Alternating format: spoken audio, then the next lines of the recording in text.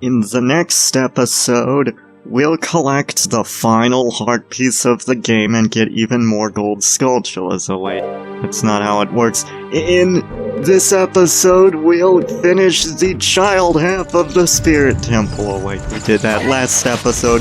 Well, in this episode, just use your imagination. Actually, we're going to finish the spirit temple entirely in this episode. Yeah, this is the Mississippi King welcoming y'all back to falling in a pit. No, this is to Ocarina of Time. And we're like on part 38 or so. Yeah, it's 38. And here's a really neat puzzle, by the way. Also in the last episode, we cleared out the Spirit Temple of Gold Skulltulas, as you could see earlier, with the Gold Skulltula token next to, the icon next to the Spirit Temple. So, that puzzle, by the way, is very interesting because you actually have to, like, get an Armos to stand on the switch for you briefly. So, it's really clever, and it makes you think outside the box, because it's like these guys come to life, so you need to find a way to get them to move on to the switch. It's really neat. Anyway, in other news, this game is now 20 years old. It's been out for 20 years, and this video, along with the last one, is dedicated to this game's 20th anniversary. For 20 years, it's stood out as a masterpiece. Now, I know what y'all are thinking. Oh, like, you just think that because of nostalgia. You just think that this game is so amazing just because you played it when you were young and fell in love with it, and you can't think objectively about anything. And so we're going to excommunicate you from the cult of the internet. And first off, rude. Second off, I don't want to be part of the internet's cult, so why you want to excommunicate me when I don't even consider myself a part of that? No, in all seriousness, that's actually not true. The reason that I love this game has absolutely nothing to do with my memories of the game. I mean, yes, it was the game that got me into the series, and I've always thought that it was at least good. But when I first played it, I didn't really see why it was a masterpiece. Or rather, I didn't really see why people held it up as a masterpiece, to be more exact. And I just thought that, like, it was kind of overrated, and that the other Zelda games, when I got around to playing them, were superior in a lot of aspects. And that this just wasn't the best in the series, or the best game of all time. It was actually a second playthrough that changed that. I'll talk about that more in a bit. I mean, like, when people ask me what's my favorite game of all time, I just have to answer The Legend of Zelda Ocarina of Time. I mean, yeah, I know it's a cliche answer, but I can't help it. I mean, I love obscure games as much as the next guy, but I just love this game more. Well, okay, maybe I don't love obscure games as much as the next guy, because if the next guy loved obscure games, then it wouldn't really be obscure now, would they? And so how did I change my opinion? Well, it was a second playthrough, where I was familiar with the plot, and I was more able to take in the themes. It was because I was already familiar with what was going to happen that I thought that this game actually does deal with a number of important themes, and that it deals with them very well. And it was also where I appreciated the atmosphere of the game more. Sure, I do still love other Zelda games. In fact, many of them I would easily call among the best games of all time as well. Majora's Mask is another one of my favorite games of all time.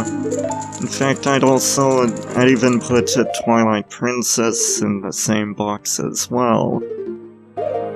Actually, maybe not Twilight Princess, because there are a number of flaws, but still, it's an enjoyable experience all around.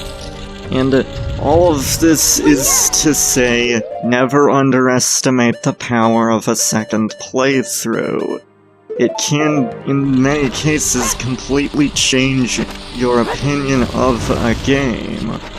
It did this to me for Ocarina of Time, and so now I hold it up as one of the best games of all time. Not because of memories with this game, but because of my more recent experiences with this game. Because it really wasn't until a few years ago that I actually started considering it one of the best games of all time. But still, I do enjoy the other Zelda games, and I also love me some obscure games. In fact, I've played a number of games that a lot of people really haven't heard of. I really do love me some obscure games, but I'm not ashamed to give a cliché answer about what my favorite game of all time is. Because if it's honest, then there's nothing wrong with saying it. I think an honest answer is always the best one, even if it's cliché. And this is my honest answer. I mean, it is rough around the edges in a few ways. It's a little annoying not having camera control. But to be fair, the game is also designed around the lack of camera control, and it doesn't include any mini-games that really test the limits of my patience regarding an awful camera. And the auto-jumping mechanic works pretty well also. I mean, I think that it's not particularly great, but the auto-jump works well enough. There are also no mini-games that make me want to tear my hair out because of how terrible the auto-jump is or anything like that.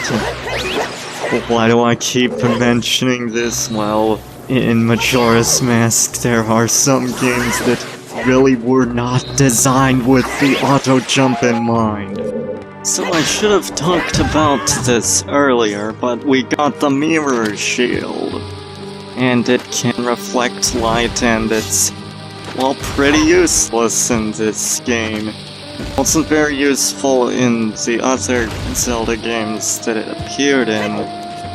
And I'm fine with that. It's largely situational. It makes sense that they'd save the worst items for last.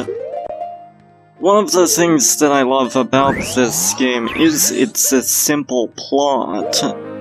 It's like, I've said it before, but I'll say it again, this game's plot isn't complex, but its story is fantastic because it tells it so well. What makes a good story isn't the complexity of the plot, but how well that plot is told.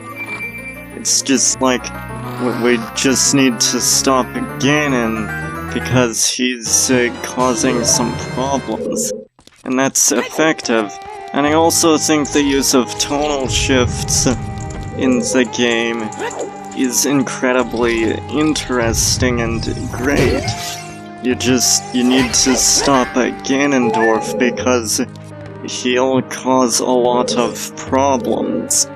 We're talking fire and brimstone coming down from the skies, rivers and seas boiling, 40 years of darkness, earthquakes, volcanoes, the dead rising from the grave, human sacrifice, dogs and cats living together, mass hysteria. That's one of my favorite lines from the original Ghostbusters. I mean, that along with he slimed me. Bill Murray in general is just an amazing comedic actor. This punk is real easy. I ain't gonna let him slime me. He's easy. And anyway, here's all the Zelfos. I'll just take him out like so. And I may as well use Din's fire on these suckers. I haven't really shown it off much. It's pretty good, actually, against a number of enemies. You just use... Speaking of mass hysteria... What just happened? It just froze. The game... The controls don't respond. And it's just stuck there. Why does this keep happening? I'm alright. Yeah, I just recorded all of the last few episodes all over again, like last several episodes. That was a lot of progress lost. You see, this is why you save your game, kids. Which, you know, I don't seem to be following my own advice. That is terrible. But, yeah, I had to record all of that all over again because I didn't save, so if the rupee count looks different or other things or whatnot, well, that's because I had to re-record. I mean, not re-record, but get back to this point. So, yeah, don't forget to save your game. I need to follow my own advice. And boy, that was annoying. Why does this keep happening to me? It seems like every game I play, like, I just suddenly break. Like I'll cause it to, like, freeze or break or I'll glitch it in some way. I mean, something somewhat similar happened for Final Fantasy VI, but I'll talk more about that in Part 21 of Final Fantasy VI. I seem to be morphing into Proton Jon! First it was the original Mega Man game, but I also may have encountered a few glitches in the 2 sequels to it. And now it's Ocarina of Time, because of course, I just have to somehow break the game in some way. I don't know how that happened either. That has never happened to me before. I mean, I guess even the greatest game of all time still has its glitches. You see, I was recording the previous section. I mean, the part of the video before it froze in a thunderstorm.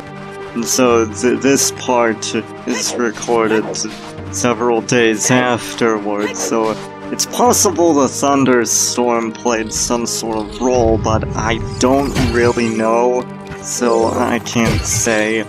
But anyway, now we're actually ready to take on the boss of the Spirit Temple. But what's to come? A very familiar scene, actually. You should recognize it from the opening. But I'll talk about that later. In the meantime, actually, you know what I think I'm gonna do? I think I'm gonna save my game because, well, I don't want it crashing on me again. Seriously, that was ridiculous. I still can't believe that happened. But what you're supposed to do is shine the light on the face of that statue and then use the hookshot to get across. They don't really tell you that, but that's what you're supposed to do. But anyway, it's the witches from before.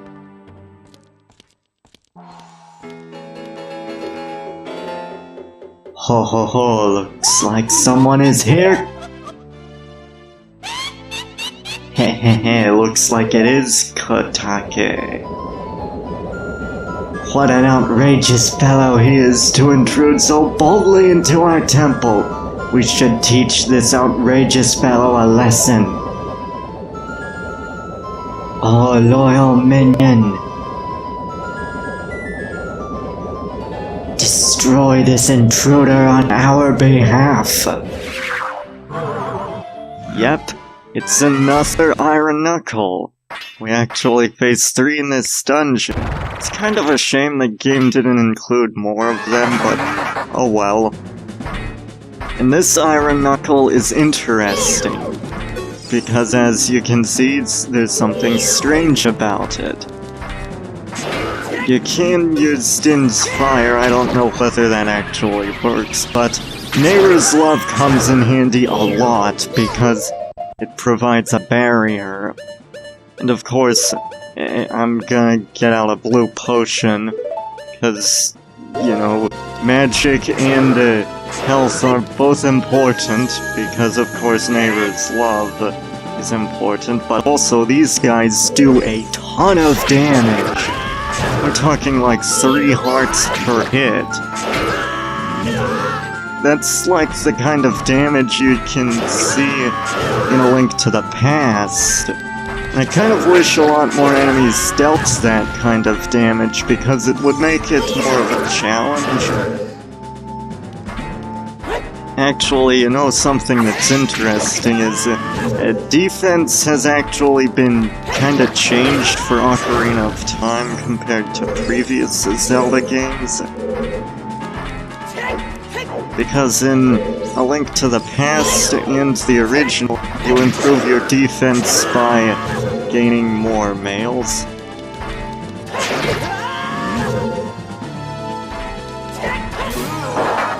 And look who it is.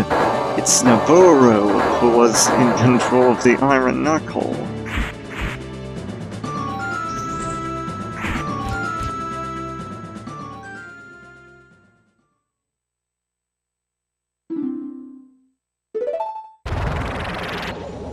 Well, looks like she's back to normal.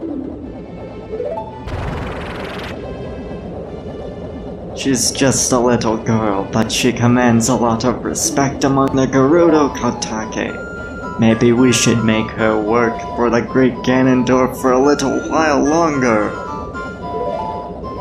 Then we should brainwash her again. Hehehe. And, yeah, this is the scene from the opening. Now the full context is revealed. And now we know what the scene meant, and what the context behind it was.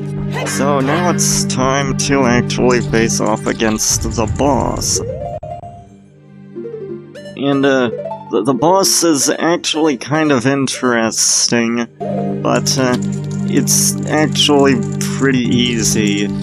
It's kind of predictable because it's like, yeah, you'd use the mirror shield to defeat them. Look at that stupid kid. He came on his own to offer himself as a sacrifice for the Great Ganondorf.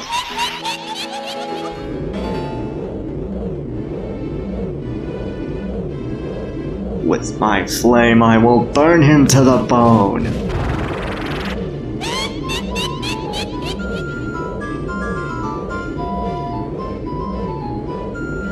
With my frost, I will freeze him to his soul.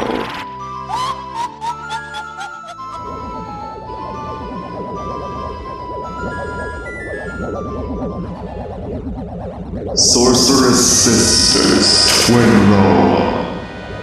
Fortunately, this boss is pretty easy, but basically you just reflect their magic back at the opposite party. Okay, I mean, I say it's easy, and then that happens. Because of course. That's the 3rd death in this LP. I'm surprised we've gone so long without many deaths. Only 3 so far. My original playthrough had like a lot of deaths. But you know what? I think I'm gonna speed this crap up because it's probably going to get a little repetitive. Especially if I fumble around a lot, which is something that I'm kind of expecting to happen. Because for some reason, like, this is what I get for saying the boss is easy. I mean, like, that happens in all seriousness. It actually is a pretty easy boss. And, I mean, if I can actually hit them, this is not going over so well. And you don't want them to, like, hit the ground. You don't want their magic to hit the ground, because if that happens, then they cause, like, a shockwave around where they hit, which can be either flame or frost.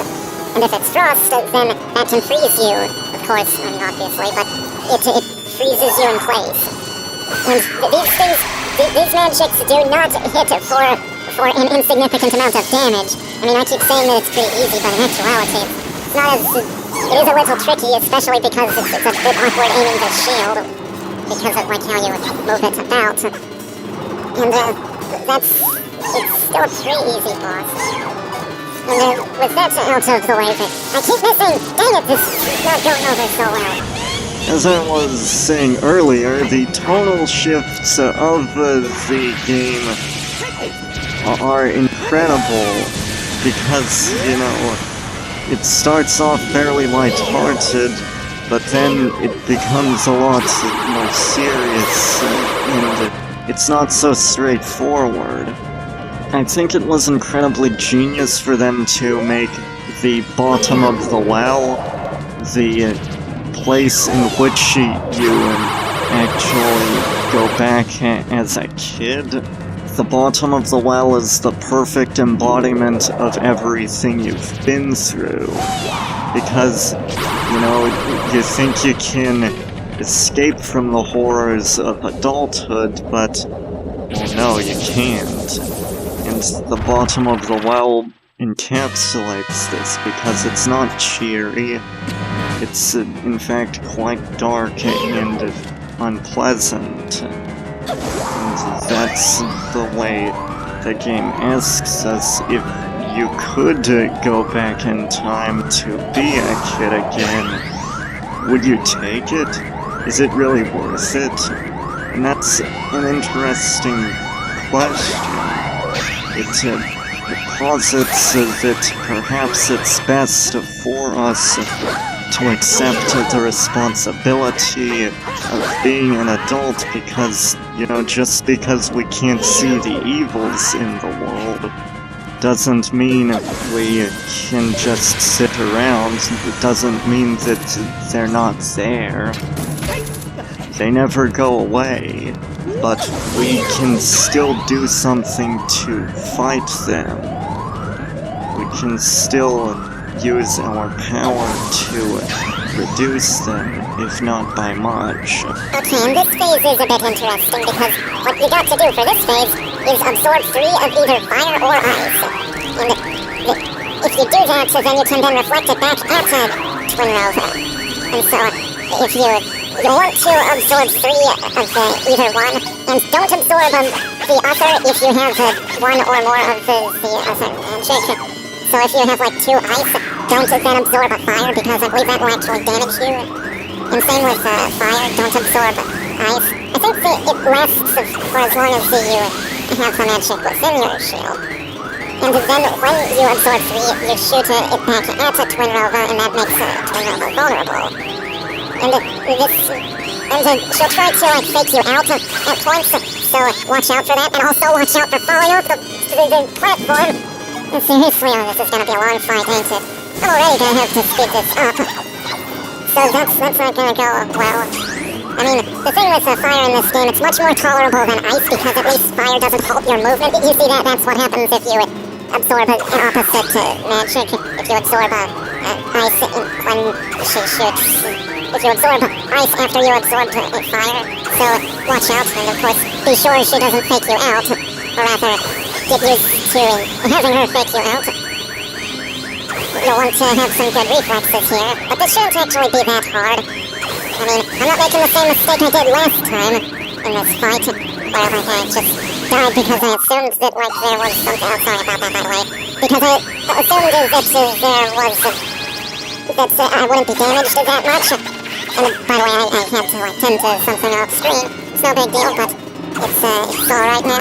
And I may as well use Nehru's lava. I mean, I'm not using magic for anything else in this fight. It's not like... Actually, you know what? That's something that I'm kind of curious about now. Do the ice and fire arrows work on Twinrova? That's an interesting question. I wonder if anyone's actually tried that. And, right, I keep fumbling about. I don't normally suck this bad at this fight. I don't normally suck this bad at this fight, but for some reason I did. Actually, I mean, like, my first playthrough, I died like 80 times or whatnot. But magic arrows or not, we're still gonna defeat Twinrova. And wow, she's already done for. I love this scene, by the way, it's so hilarious.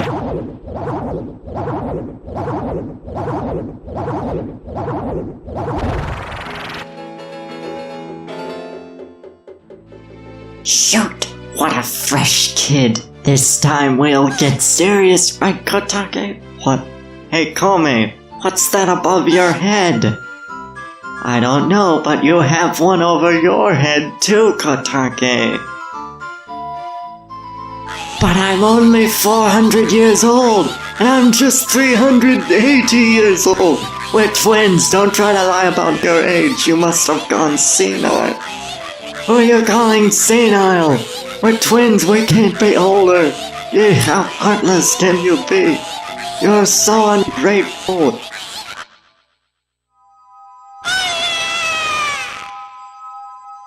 I'll come back to haunt you. And, that scene is hilarious. That always cracks me up every time I see that. Okay, so how old are they? 480? I mean, 400 years old or 380? That's quite hilarious. And what motivation would they have to lie about their age? They're somehow twins, but one of them is like 20 years older. That's pretty funny. But the Sage of the Spirit is, well, no surprise, it's Naburu.